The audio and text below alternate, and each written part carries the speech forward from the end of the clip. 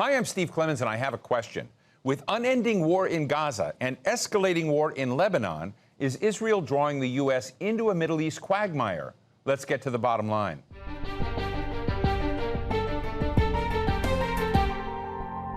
The fighting along the Lebanese border is not new. It's been ongoing ever since the start of Israel's war on Gaza last year, when Hezbollah vowed to keep attacking Israel as long as Israel was attacking Gaza. What is new is the intensity. In a few days last week, Israel killed more than 600 Lebanese people and caused tens of thousands of people on both sides of the border to flee for safety. U.S. officials are warning now of all-out war, moving even more forces to the region and doubling down on their support for Israel's strategy. So with no end in sight for the war on Gaza or the escalation in Lebanon, should the region be bracing for more conflict and instability in the months and years ahead? Today, we're talking with Lara Friedman, president of the Foundation for Middle East Peace, and Professor Roxane Farmanfarmanian at Cambridge University. Listen, thank you both for joining me. This is a very heavy subject. Lara, I have to ask you, and I'm not being facetious, but you, as the president of the Foundation for Middle East Peace, as you look at your agenda and you look at the question and prospect of Middle East peace, what do we need to do to get to what your mission is all about? Look, I think at this point, no one's talking about Middle East peace. And frankly, we haven't been for a very long time. I mean, U.S. policy has been about crisis and conflict management. At this point, in this moment in time, what we're talking about is stopping genocide, preventing further genocide, preventing ethnic cleansing. I think for folks who are focused on the day after and how we get back to peace, I'm sure that's well-intentioned, but unless you're doing everything you can right now to stop the bleeding and stop the escalation, so it kind of you have seems no like credibility. It kind of seems like a doom loop. Are we in a doom loop now? I mean, if it's a doom loop, it's because people are choosing to do that. They're choosing to not actually use the power that they have to stop and to shift directions. I mean, to stop what's happening now requires the investment of massive political capital by the U.S., by Europe, by others. It's not easy, and it's not obvious how you get to a different outcome right now. But if we do nothing, if we continue in a way which basically says to Israel, you have complete impunity. Impunity is the name of the game. As long as there is complete impunity, we're going to keep repeating what we've been doing for the past now almost a year, which is this game of Bibi Netanyahu saying, I want a ceasefire, I support ceasefire, people trying to get to a ceasefire, him saying, oh, no, I don't want that ceasefire, and systematically shifting everything on, if you think of this as a board game, shifting everything on that board game to make it a completely different game and to enforce that outcome on the U.S. and on the world. The world is accepting this for right now. I want to jump to Roxane in a moment, but I want to ask you one key thing. Is the only party in the Middle East that seems to be listening to the United States at all in this moment is Iran. I mean, the Biden administration counseled Iran not to escalate, not to attack after the assassination of the Hamas leader Haniyeh inside Iran. And Iran stepped back. We now know that they did not. They listened to the United States. But nobody else seems to be listening to the United States. Is this an ongoing, very clear example of American impotency in the world right now? Because I think it's remarkable that a client state of the United States, Israel in this case, doesn't seem to be affected at all by what the White House is laying out. Yeah, no, I think what you're describing, I think that's one way to describe it. I'm not sure I'd say that Iran is doing this simply because the U.S. warned them or told them, you know, this is the course you should take. I think they have their own sovereign interests in play. I mean, when I believe it's the foreign minister of Iran or the president said at the UN that, you know, we stand with the Lebanese people and don't escalate. I mean, they're buying into the argument which says it's not already a massive war on Lebanon, right? They're choosing to frame this in such a way which says there's still room to step back from the brink because they don't want to move forward into a broader regional war. But they've got their own interests there. The bottom line is that Israel has decided it has zero interest in listening to the Biden administration, or frankly, any administration before the Biden administration. It has its own agenda, and it's carrying it out quite systematically right now and with total impunity. Roxane, you're one of the world's great experts on Iran, and I'm just interested in how you see Iran's choices at this moment. And we've been watching this conflict, first with Gaza, grow. We've been watching West Bank activity grow. Now with Hezbollah, of course, the Houthis, and wondering all along, will some of Iran's proxies be demanding protection and support from Iran. But as I just mentioned, my sense is that Iran has been relatively restrained in this moment, but I'm not sure how long that will last. But what's your take on how Tehran is looking at this mess and what its options are? Well, I would agree that the position it's taking at the moment is quite ambiguous. And the reason for that is that the position it finds itself in is quite positive in the sense that it's on the same track with most of its neighbors, the Saudis, the Qataris, the various other Gulf states are very much on a par. They're doing the mediation. They're the ones that are often involved in these ceasefire talks. And all their decision-making to do with Israel now also has a component of Iran. So that algorithm in many ways is working for it. And on top of that, I think the difficulties that it faced with its allies or its proxies, regardless of how one calls them, in the Houthis and the Iraqi militias and, of course, Hezbollah, when that focus for them at the time of Gaza shifted from targeting the U.S. to targeting Israel, that was a bit of a rough ride for everybody. It took some time to figure out where they all stood. But now I think we're seeing that things have evened out. There's a better sense of how they all fit. But I think from the beginning, it's worth noting that the axis of resistance, as we like to call the arrangement that Iran has with its proxies, was always designed for them to be supporters of Iran's territorial integrity. It was never that Iran was going to go and support them. And I think we're seeing that now as Hezbollah is facing the onslaught of Israeli attack, that the Iranians are assuring them that they have their support. But I think what the Iranians are trying to do is to garner support among all of the Gulf Arabs and all the regional Islamic states, such as Turkey as well, so that they can provide a larger front of support to Hezbollah rather than putting Iran on the line. Because I think Iran is really banking on trying, with this new president, Pezeshkian, to open up a dialogue with the United States about releasing sanctions. And so I think it's got other fish to fry. I would agree with Laura. I think it's got several sovereign interests in this that do not involve getting into a territorial war, particularly one that might involve the U.S. So what you just said, I think, is extraordinarily important. And frankly, I think for a lot of people, including myself, honestly, we don't understand the one-way relationship you described between Hezbollah, the Houthis, and Iran. And it kind of seems as if you're saying that they are there to protect Iran's territorial integrity and that there's no quid pro quo about common interest. But that said, let's go back to a soundbite of the Iranian Foreign Minister Abbas Araghchi, who was asked something about this at a presser. Iran will not remain indifferent in case of a full-scale war in Lebanon. We stand with the people of Lebanon with all means. So he's saying Iran won't be indifferent, which is, you know, a very artfully crafted phrase. He's not saying Iran will engage in all-out war, Iran will attack Israel, it's not saying any of that. But nonetheless, it is laying down a marker that Iran could and might take some action. But they've also said they would take action, of course, after the assassination of Ismail Haniyeh, the late leader of Hamas. So what do you think about that statement? Do you feel like there is some pressure on Iran to go beyond what it might be comfortably doing, which is, you know, to engage militarily in the region? Well, he was also very careful to say they stood with the people of Lebanon. He did not say, we will back Hezbollah. And I think there is a distinction there. It's an attack on a sovereign state that we're seeing happen right at the moment by Israel. And so I think that has, support within the UN in terms of its laws and international law. And I think it's also important to remember that Lebanon does not recognize Israel.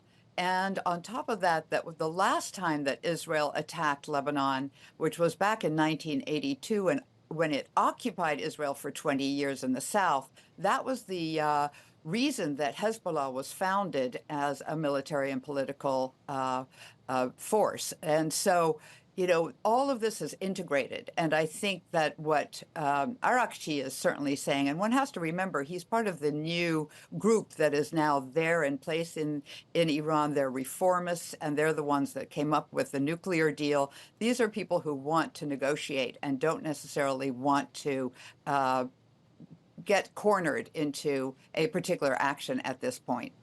Could I just add? Go ahead, sure. And maybe I didn't say that as clearly as I could have before. I mean, that quote for me, the most striking part is when he talks about in the case of an all-out war. If you talk to people in Lebanon today, there is an all-out war. Right. It's really a remarkable sort of diplomatic framing that he's using, which matches the framing of the United States and Israel, which talks about the danger of further escalation to all-out war.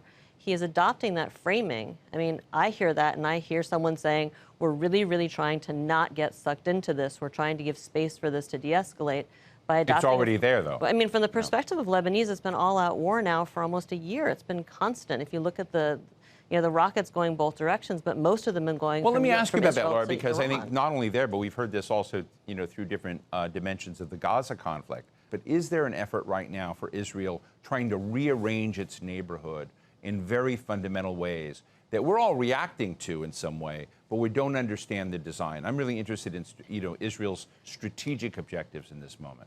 I think part of the problem in answering that question is it depends who you believe and it depends who you listen to on the Israeli side. There is an entire school of sober analysts who will tell you, well, Israel doesn't want all-out war, and this is about Bibi and domestic considerations. I think for a lot of us, starting pretty much on October 8th, and we looked at the constellation of political figures around Bibi, who he's hitched his wagon to, and we saw it was starting to happen in Gaza. I mean, the simplest way I could say this is there is a strong political movement in Israel that at this point has accumulated extreme amounts of power, and they see an opportunity here to undo what they see as the three biggest failures of Israel in the past decades: the Gaza disengagement, the Oslo Accords, and getting out of South Lebanon. And they are doing that systematically. And I think, if you take them at their word, if you listen to the people who are the most forthright about their intentions, that's what they say they're doing. And if you look at what they're doing on the ground, it matches up. You have to work very hard to look at what's happening and not come to the conclusion that Israel's intention here is to fundamentally change the status quo of power in the West Bank and Gaza and in Lebanon. And that's, I mean, if I'm the United States, that's what I'm worried about. I take seriously, if I'm the United States, the voices that say we have to control up to the Litani. We have to clear out all of the Lebanese in the villages in the south for our national security. Israel's national security military construct has always been we fight our wars on other people's territory. That's what South Lebanon was always about. I mean, there are other explanations. I mean, you can find other ways to explain this, but if you look at what the objectives are, if you try to line up objectives with what's happening, it appears that we are in a process of trying to create fundamental change, not asking for permission, not asking for forgiveness, but establishing fait accompli with the assumption that total impunity will enable them to go forward and the world will simply suck it up and adjust after the fact. Roxane, I want to come back to something that you had laid out, which I found very interesting. There's a very compelling article by Robin Wright in The New Yorker that has just come out about her own engagement on these issues and observations of the president, who seems to want to do deals, who seems to want to talk about doing things, negotiating nuclear controls again, trying to look at what would suspend the sanctions that have been imposed broadly against Iran and its people. So can you help us understand the tea leaves here, so to speak, of is this president in line with the supreme leader? Is this gesture of trying to say, hey, we want to discuss peace and we don't want war, something that is, remarkably unaligned with the realities of what's going on in the Middle East right now? Well, it is a little bit like the old Kremlin watching, isn't it? Trying to figure out what's in the front and what's in the back and who's playing what strings. And I think it is very clear that there has been quite a bit of jockeying for position since this new reformist president was elected, because he's very much relied on one of the masterminds of the nuclear deal, the JCPOA, who was the foreign minister Zarif, who is now with Pezeshkian, a executive vice president that did not have to be cleared by the very right-wing parliament. And I think what we are seeing is that they have a certain mandate, and Pezeshkian is pushing that at the UN and opening as much space as possible. There's no question that in the background, the Revolutionary Guard, the hardliners in parliament, they're all still in place. So I think we're seeing a double game here. And Khamenei, the supreme leader, has at the moment felt that the line that the previous president, who by chance was killed in a helicopter crash and was extremely conservative, that line was actually not working either at home, where the Masa Amini demonstrations broke out, or very effectively abroad in terms of trying to get negotiations back on track with the United States.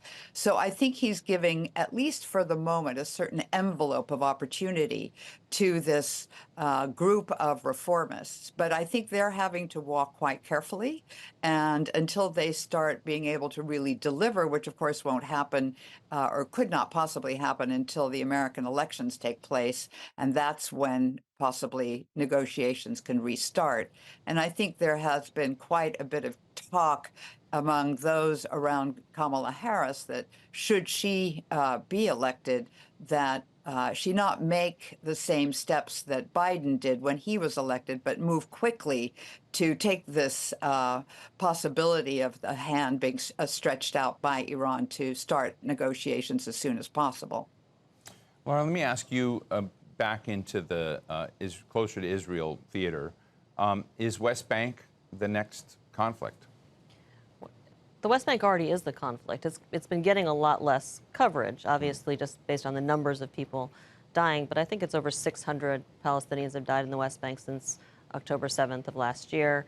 There have been multiple communities that have been forced to move, which is a nice way of saying ethnically cleansed, due to the actions of Israeli settlers who are now indistinguishable from the Israeli military. We've had ongoing attacks. There, pretty much every day, there's something in the West Bank that is going on of Palestinians, basically their very ability to remain in the West Bank, to remain in their homes, challenged. That is certainly going to escalate. And we know it's going to escalate because when the Israeli army starts doing airstrikes on the towns nearest to the Green Line in the north, I mean, you start seeing this. We have at least 3 cities that have had major incursions. Israel says we have to go in, total victory against Hamas or terrorists. I mean, these are actions by choice, and we now have language which guarantees them impunity, which has been perfected and tested in the Gaza laboratory. That is the language that is now being used when they go into the West Bank. And at this point, when the Israeli army invades Jenin, it isn't really news. But the pictures coming out of Jenin look a lot like the pictures out of Gaza. The argument from the Israeli side is being, we have to do this to fight terror. The framing here is so, for those of us who've worked on Palestine rights and Palestine issues for years, there's nothing surprising. This framing has always been there. Anything Israel does is about vital security. It's about fighting terrorism. It's about preventative offense, right? You escalate in order to prevent being attacked later. But it's at a scale now, and maybe it's predictable. If you get away with it for 20, 30 years, then why wouldn't you escalate it? Why wouldn't you go on and actually pursue your goals? This is all happening during a U.S. presidential election. A lot of Americans are watching this and wondering, where is America in this? Are we beginning to feel as if Israel is making strategic choices about American power, American support? Because we're throwing a lot more military forces in there. And it just raises the interesting question, is the tail wagging the dog, so to speak? I think for a lot of Americans, this is not a giant shift. I mean, there's been, I think, certainly across the progressive left, discomfort with the U.S. role on Palestine issues for a very long time. The problem here, and the idea that Israel is making strategic decisions for us, this isn't new. Israel does what it wants. The U.S. defends it at the UN. The U.S. provides the weapons. This isn't new. I mean, this has been a long argued issue in Washington. And generally, when you start arguing about it, someone calls you an anti-Semite and you stop. The fact that we now have Israel waging war on Gaza, there's not a war in Gaza. Israel's waging its battle on Gaza, and there's a war in Lebanon and what's happening in the West Bank. It's harder to shut people up talking about it. But the bottom line is, as far as I can tell, the Democratic Party believes they can win without doing anything on this. Or even worse, they think that if they try to do something different, it will cost them so dearly, it's not worth doing it. And for the Republicans, particularly when you add the weaponization of anti-Semitism to this, support for Israel, and alleged support for Jewish Americans, which really is about supporting Israel and damning to hell Jewish Americans who don't support Israel the way they want us to, for them, this is like the most valuable political tool they can find, and they're going to use it all they can. Thank you, Roxane. I would love to get your impression of this moment as well, and also ask you, you know, as many of us are watching the kind of impotence of this moment for American power, how are other powers in the region reacting? How are the Saudis looking at this? Not just Iran, but we've been defining a lot of what's been going on in the region in terms of Saudi-Iranian competition. China comes in, normalizes a little. I mean, there's a lot of tectonic movement in the region, and I just want our listeners to understand that maybe the way we used to see America's footprint in the region is changing. And I'm just be interested in your thoughts. I think you're very right. I think that what we're seeing is a diversification on the part of some of these heavyweight Gulf states. The UAE just joined BRICS, for example. There's been a whole new trade set up with India, which has never been the case. It's now, there's a whole new trade route being set up between Saudi Arabia and UAE and India. And I think that what we're seeing is quite a bit of the Saudi Arabian funding is beginning to be taken out of the dollar, and they're now accepting oil payments, for example, in other currencies. So we're seeing them diversify away from the United States and rebalance. And as I mentioned before, part of that rebalance is among themselves to be a stronger community right in the Gulf, and that includes Iran. So there's a whole new dimension of thinking here. And I think that this whole period with Gaza, with the way the United States has played its cards and supported Israel, and I completely agree with Lara that it does so at the UN, regardless of what Israel decides it's going to do or how much it's going to listen to the United States. I think at a certain point, the rest of the countries in the region are taking a card out of their deck and saying, you know, it's not going to support us, and it's not really playing that superpower role anymore. And China certainly has a great deal to offer. I'm not so sure about Russia, but certainly China does. Well, we'll have to leave it there. What a fascinating and important conversation. Lara Friedman at the Foundation for Middle East Peace and Professor Roxane Farmanfarmanian at Cambridge University. Thank you both for joining us and sharing your thoughts with us today. Thanks for having us. Thank you. So what's the bottom line? The reason we're on the verge of all-out war between Israel and Lebanon and continued gross human rights violations in Gaza is that Israel has almost no incentives to calm the situation or to quit these conflicts. It's been easy to ignore President Biden and the entire Democratic Party establishment. Israel and many other countries in the Middle East would just prefer to wait a few more weeks and have Donald Trump back in office. In the meantime, Israel feels free to keep adding to its war aims and ignoring calls to move towards a ceasefire with absolute impunity, as my guest Lara Friedman says. And with the U.S. refusal to do anything successfully beyond words to stop Israel, nothing's going to change. And that's, sadly, the bottom line.